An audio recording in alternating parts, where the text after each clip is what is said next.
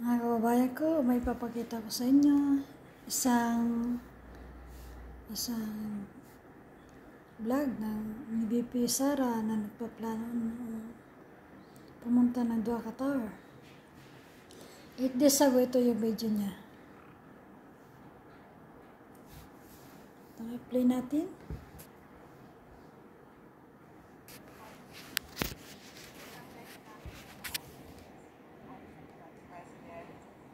Ngayong end of May, pupunta kami sa Doha, Qatar. If you can remember, merong mga nakulong doon na mga supporters. Pero na-release naman na sila, pero bibisitahin pa rin namin just to comfort them sa mga nangyari sa kanila. And Thanksgiving as well sa OFWs sa Qatar.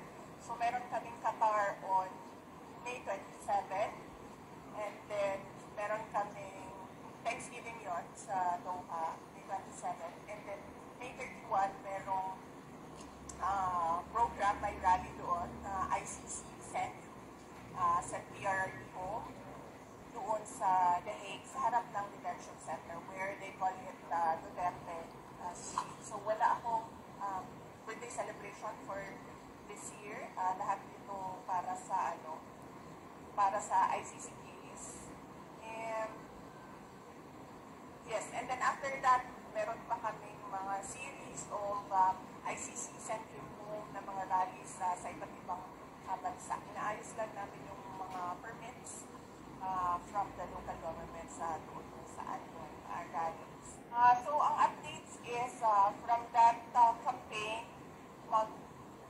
June ang next namin na mga activities for Office of the Vice President. Ngayong end of May, pupunta kami sa Doha, Qatar. If you can remember, merong mga nakulong doon na mga supporters. Pero na-release naman na sila, pero bibisitahin pa rin namin just to comfort them sa mga nangyari sa kanila. And Thanksgiving as well sa OFWs sa Qatar. So meron kaming Qatar on May 27, and then meron kaming Thanksgiving yon sa Doha, May 27. And then May 31, merong program, may rally doon, ICC sent sa PRO doon sa The Hague, sa harap ng detention center where they call it Duterte Street. So wala akong birthday celebration for this year. Lahat ito para sa ICC case. Yes, and then after that, meron pa kami mga series of ICC sent home na mga rallies sa iba't ibang bansa. Inaayos lang namin yung mga permits from the local government sa doon saan yung rallies. Ito na nga, pumunta na nga dito si BP at saka magkasama sila ni Senator Amy. Ito na po sila. Punta na sila dito sa Doha, Qatar.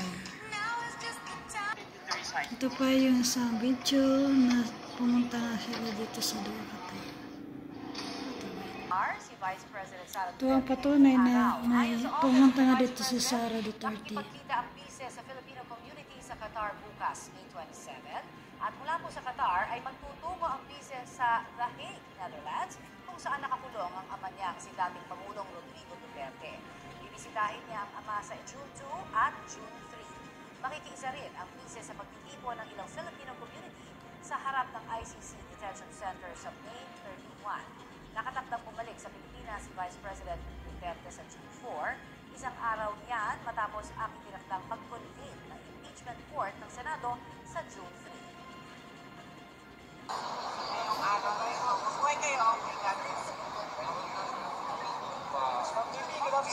Ito na po yung video ni Vice President Sara at Senator Amy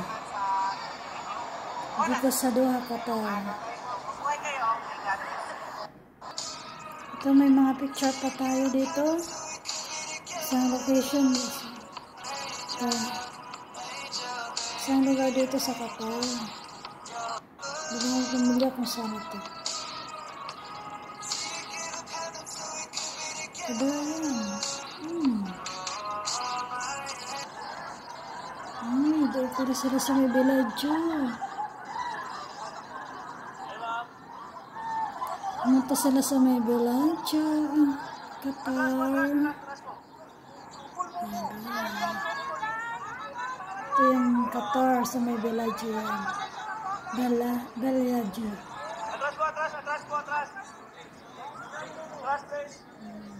Nakapunta si si Vice President Sara dito sa Doha, Qatar. Sobrang ganda dyan. Para ka nasa palasyo.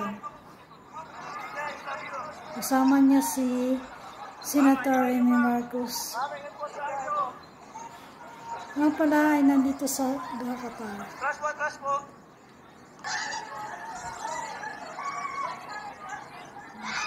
Ito ay kinuha ko sa aking sa aking YouTube short video.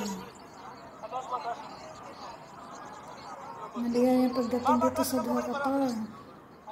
Hindi man natin nasan sa pangyayari ito. Hindi natin sabihin ito, pero masaya mga tao sa yung support. Ang pagkakamali minsan ay nakakabuti.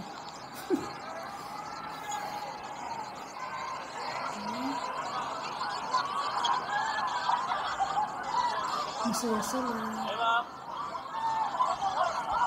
Kapitan, masaya. Yan lang ang ating may babahagi sa inyo, mga kababayan. Nakarating dito si Vice President Sara Duterte sa Qatar. Enjoy your watching.